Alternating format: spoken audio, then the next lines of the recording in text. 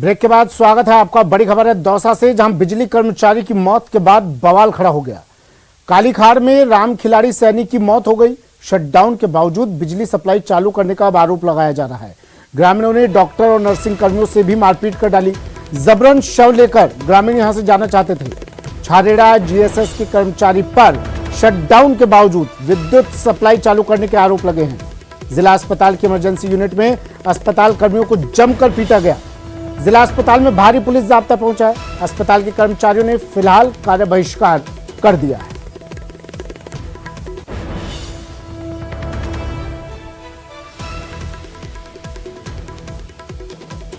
मौत के बाद हंगामा। बड़ी खबर दौसा से, बिजली कर्मचारी की मौत के बाद जमकर बवाल। तस्वीरें सबसे पहले न्यूज 18 राजस्थान पर। शटडाउन के बावजूद बिजली सप्लाई का आरोप ही ग्रामीण लगा रहे हैं। बिजली कर्मचारी की मौत हो गई, जिससे इसके बाद ग्रामीणों ने डॉक्टर्स और नर्सिंग कर्मियों से भी मारपीट कर डाली। इमरजेंसी यूनिट में अस्पताल कर्मियों से जमकर मारपीट की तस्वीरें सबसे पहले टीवी स्क्रीन पर न्यूज 18 राजस्थान पर।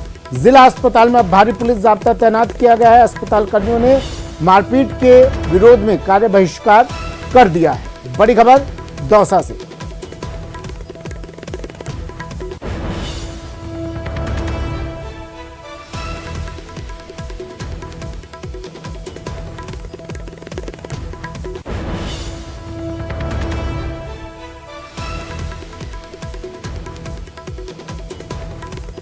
आशीष मेरे सहयोगी हमारे साथ दौसा से फोन लाइन पर जुड़ गए। आशीष, क्या मामला पूरा और अपडेट क्या, फिलहाल क्या स्थिति? बिल्कुल, अस्पताल में तनाव के हालात हैं और यहाँ पर जो बड़ी संख्या में ग्रामीण एकत्रित हैं, वहीं पुलिस भी अब मौके पर पहुंच गई है। जो स्थानीय कोतवाली थाना पुलिस अब आई है, क्योंकि ये जो पूरा घटनाक्रम था नांगल राजौतान थाना क्षेत्र का था और यहाँ कालीखार गांव में एक बिजली कर्मचारी की करंट से मौत हुई है। और जो लोग हैं और जो परिजन है, उनका आरोप है कि वो शटडाउन लेकर विद्युत लाइन पर काम करने पहुंचे थे, लेकिन जो छारेड़ा जीएसएस है वहाँ के कर्मचारी ने बिना काम पूरा हुए ही बिजली की सप्लाई चालू कर दी, जिससे मौत हो गई। इस बात को लेकर यहाँ पर जबरदस्त हंगामा हुआ और जो इमरजेंसी यूनिट में जो डॉक्टर्स थे, जो नर्सिंग कर्मी थे, उनसे जबरन डेड बॉडी मांगी गई और उस बाद में जो ग्रामीणों ने जबरदस्त मारपीट की है। एक डॉक्टर के साथ मारपीट की गई है, साथ ही 3 नर्सिंग कर्मियों के साथ मारपीट की गई है, जिसमें एक नर्सिंग कर्मी के सिर पर चोटें आई हैं। इसके बाद नर्सिंग कर्मी और जो डॉक्टर्स हैं उनमें आक्रोश व्याप्त हो गया है और उन्होंने कार्य का बहिष्कार कर दिया है। फिलहाल जो इमरजेंसी यूनिट है उसमें करीब 1 घंटे से कोई मरीज को देखा नहीं जा रहा है। डॉक्टर्स और नर्सिंग कर्मियों का कहना है कि जब तक पुलिस और प्रशासन सुरक्षा की मुहैया नहीं कराएगा, डॉक्टर्स को इस तरह का वादा नहीं किया जाएगा कि उनके साथ इस तरह की घटनाओं की पुनरावृत्ति नहीं होगी, तब तक वो काम नहीं करेंगे। ऐसे में अब प्रशासन भी समझाइश करने में जुटा हुआ है। जी ठीक है, शुक्रिया आशीष तमाम जानकारी के लिए।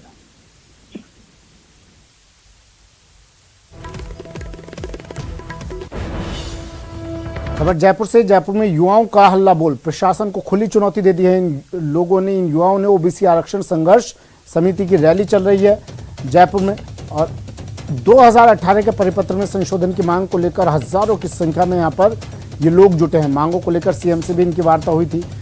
आज से शहीद स्मारक पर ये लोग धरना दे रहे हैं। बाड़मेर से हजारों युवा प्रदर्शन में शामिल होने के लिए पहुंचे हैं।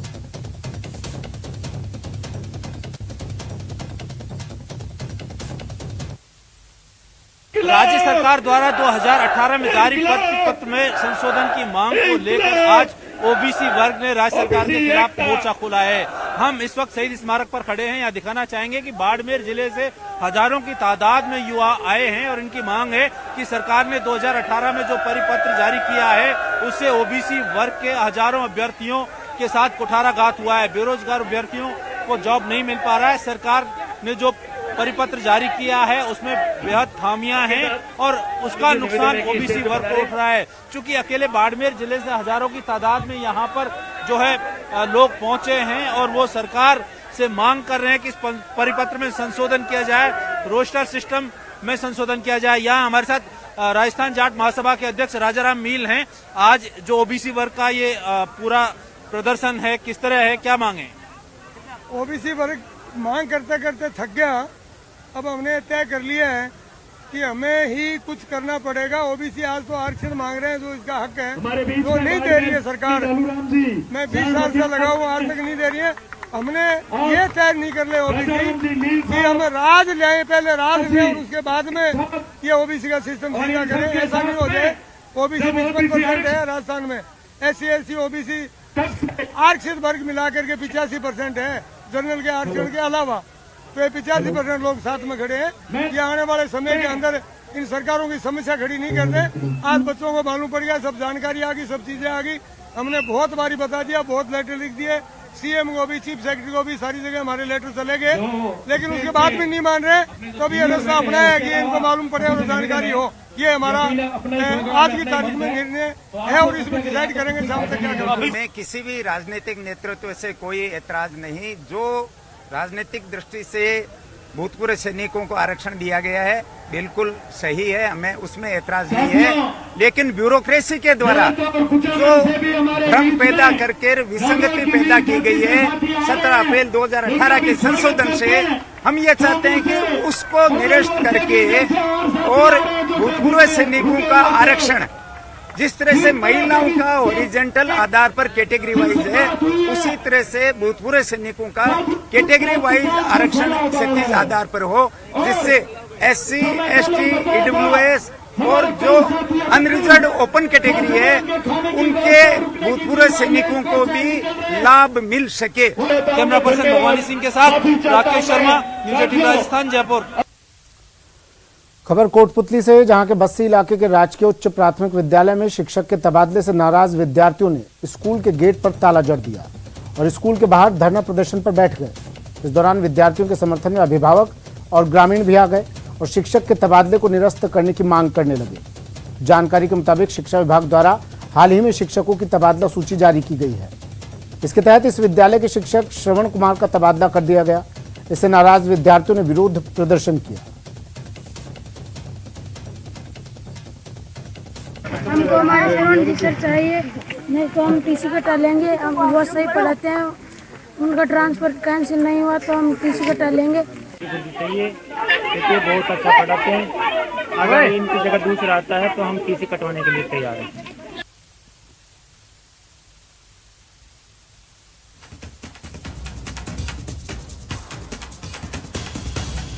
बड़ी खबर,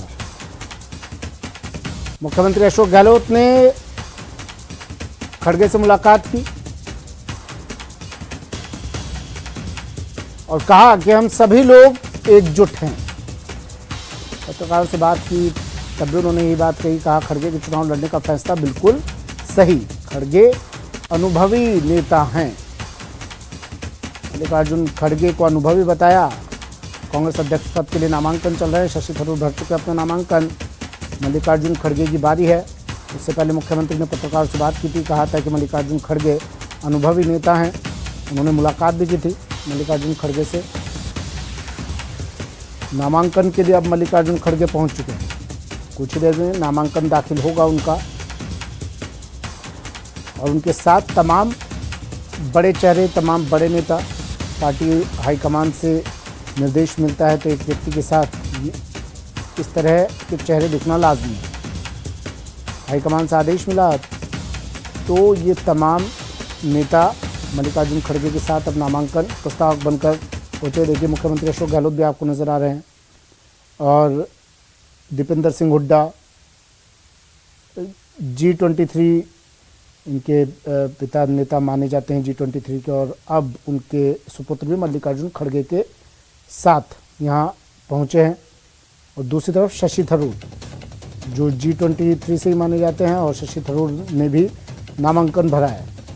मल्लिकार्जुन खड़गे और शशि थरूर का राजनीतिक इतिहास क्या कहता है, ये आपको ग्राफिक्स के जरिए हम दिखा रहे हैं।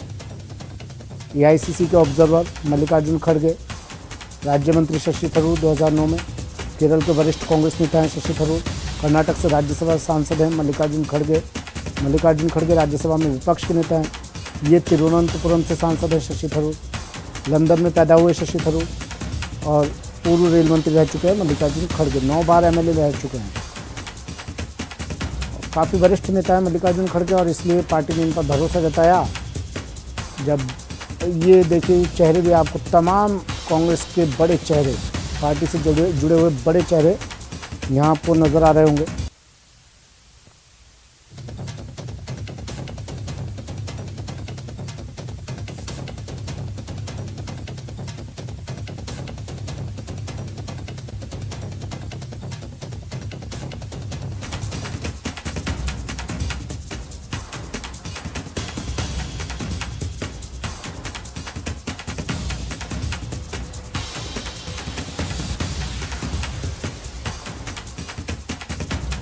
नामांकन का दौर चल रहा है। शशि थरूर अपना नामांकन दाखिल कर चुके हैं। मल्लिकार्जुन खड़गे की बारी है और ये तमाम नेता यहाँ पर दिखाई दे रहे हैं। मनीष तिवारी भी आपको नजर आ रहे हैं, देखें पत्रकारों से बात कर रहे हैं और तमाम चेहरे, तमाम नेता यहाँ पर नजर आ रहे हैं। आपको पहचान पाना मुश्किल नहीं है इन चेहरों को पीछे। Mahatma Gandhi ji at Rajghat, the man who taught us all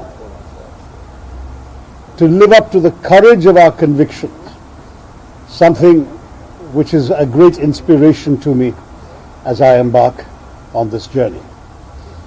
I then went and paid tribute at Veer Bhumi, Shakti Sthal, where Rajiv Gandhi is memorialized, the man who built the bridge that took India to the 21st century. And it was a reminder that this election is about the young people of India and about the future of our country. And our party is the natural party to build on what Mahatma Gandhi and Rajiv Gandhi and the very famous leaders between and before them, starting with Jawaharlal Nehru ji, have taught this nation and built the party to lead it into a brighter future. In my own efforts, I am guided by the lakhs, crores of party workers throughout the country who have taken this Congress party through good times and bad, and who are once again hoping for a renewed vigor and dynamism and energy in the Congress party. This is what I hope to bring to and through my campaign. I have a vision for the Congress, for the internal reorganization of the Congress, which I will be sending to every one of the 9,100 and odd delegates. We have just received just now the list of delegates, and we are also going to seek as much information so we can get them our message and seek their support. Today, the nomination papers I have submitted reflect the extraordinarily wide range of support that has been extended voluntarily to me by our party workers across the country. In the very limited time available between the collection of the nomination forms and their submission today, we have been able to complete 5 forms which have already been submitted, 50 signatures, and we are about to submit a 6th form before 3 o'clock, which will take the total to 60. And these represent party workers from a dozen states in India. Despite some of the challenges of getting the physical form to distant parts of the country and bringing it to us in time, which is why one of the forms is late, we are very pleased that we have signatures of party colleagues from Kashmir to Kerala, from Punjab to Nagaland, with Bihar, Jharkhand, Tamil Nadu, and many other states, including Uttarakhand, represented in this form. So I want to say to all of you, I am here to be the voice of all these party workers, and I hope that my campaign will appeal to them and will represent a way forward for the party. We are issuing this by all means that we can to our party workers, and today we have a copy for each of you which explains how we hope to rejuvenate the party, to decentralize the organization of the party, to reimagine the role of our headquarters in order to empower the grassroots, to reiterate the core ideology of the party. We'll have it in English and Hindi. To broaden participation, to reinvigorate our election management, to focus on youth. For the youth are the future, and youth are already the majority in our country. A bigger role for women, reaching out to industry and professionals whom we need to take India forward in this century, and finally, a return to the ethos of politics as social work, between elections. We are not just a machine for winning elections every 5 years. We must serve the people of India. तो मैं आप लोग से ये कहना चाहता हूं कि मैं आज जाके मेरे नॉमिनेशन पत्रिका दे दिए मधुसूदन मिस्त्री जी से को 50 दस्तखत मैं अभी सबमिट किया हूं। कश्मीर से केरला तक, पंजाब से नागालैंड तक, उत्तर प्रदेश से तमिलनाडु तक 12 राज्यों के कांग्रेस कार्यकर्ताओं ने हमें मदद की है और मैं इस समर्थन से पार्टी को भी दिखाना चाहता हूं कि मेरी आवाज एक व्यक्ति की आवाज नहीं है। मैं अकेला चला था, जैसे मैंने मजरू सुल्तानपुरी के प्रसिद्ध शायरी को कोट करके आपको दिखाया। मैं अकेला चला था, लेकिन लोग आते रहे, चलते मेरे साथ और कारवां बनते गए। तो इसलिए मैं उनके समर्थन के साथ आज नॉमिनेशन फाइल किया और ये 50-60 होने वाला है, क्योंकि एक और फॉर्म हम तो हर इलाके से लेके आ रहे हैं। 3 बजे के पहले हम एक और फॉर्म भी सबमिट करेंगे और इसके साथ हमारी उम्मीद है कि कांग्रेस मजबूत बने और कांग्रेस पार्टी इस देश के आगे ले जाए। 21वां शताब्दी एक बहुत महत्वपूर्ण समय है भारत के भविष्य के लिए। हमने देखा है कि कुछ सालों से बहुत चीजें ठीक नहीं चल रहे हैं हमारे देश में। भाजपा के सरकार नोट निरोध लेके आए, आपको याद है, डिमोनेटाइजेशन, नोटबंदी। उसके बाद आपको याद है कि हमें एक बहुत बुरी रिकॉर्ड तक गिरना पड़ा कि हमारे इतिहास में सबसे बड़ी बेरोजगारी, क्योंकि जब तक हमने आंकड़े मेंटेन किए सरकार में इतनी बड़ी बेरोजगारी कभी नहीं हुए। और आजकल महंगाई जो आम आदमी महसूस कर रहे हैं, हम सब जानते हैं कि हमारे देश को एक बदलाव चाहिए और कांग्रेस मेरे ख्याल में होनी चाहिए बदलाव की पार्टी। तो ये सब कह के मैं आपका प्रश्न लेने के लिए तैयार हूं। ये हिंदी में भी है और आपको हिंदी और अंग्रेजी में जिस भाषा आप चाहते हैं हम दे सकते हैं। देखिए, ये घोषणा पत्र आपको पता है कि ये 9100 जो वोटर्स हैं, ये कांग्रेस पार्टी कार्यकर्ता डेलीगेट्स हैं, ये उनके लिए हैं। शशि थरूर पत्रकारों से बात कर रहे हैं। कांग्रेस अध्यक्ष चुनाव अपना नामांकन दाखिल कर चुके हैं शशि थरूर। उसके बाद पत्रकारों से बात करते हुए कह रहे थे कि कांग्रेस को आगे बढ़ाना है, आगे ले जाना है। भाजपा से परेशान हैं लोग और कमियां बता रहे थे। निशाना अमूमन साधता ही है विपक्ष, निशाना साध रहे थे शशि थरूर। कह रहे थे महंगाई से त्रस्त है, डिमोनेटाइजेशन से त्रस्त थे लोग, अब महंगाई, तो अब हमें कांग्रेस को आगे ले जाना है। और ये बात पत्रकारों से बात करते हुए शशि थरूर।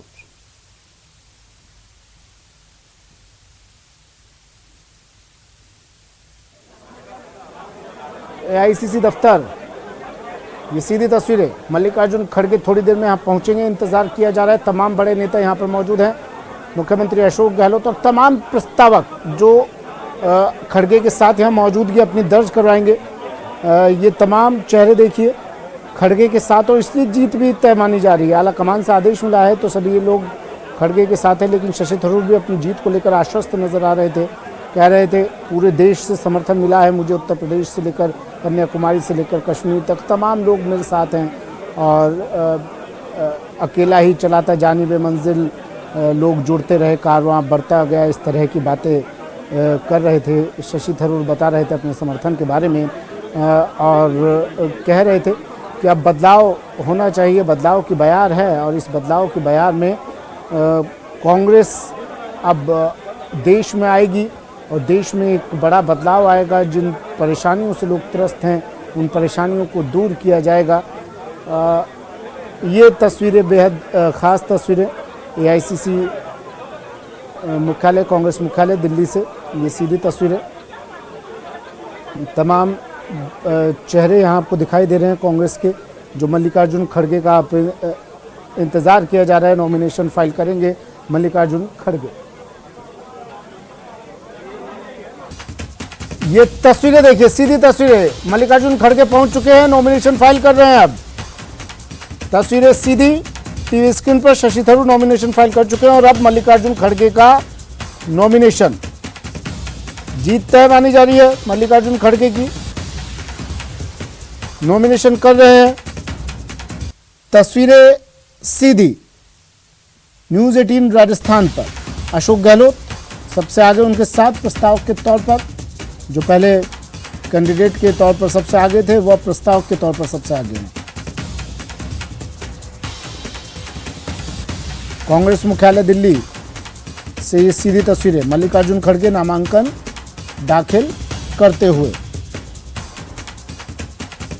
इन दो चेहरों में सीधी टक्कर होगी, 3 कैंडिडेट इस इलेक्शन में, चुनावी प्रक्रिया में, इन दो चेहरों में सीधी टक्कर, मल्लिकार्जुन खड़गे और शशि थरूर, लेकिन जीत खड़गे की तय मानी जा रही है। दोनों का राजनीतिक इतिहास हम आपको बता रहे हैं और ये तस्वीरें देखिए, सीधी तस्वीरें आपको दिखा रहे हैं, बेहद खास तस्वीरें।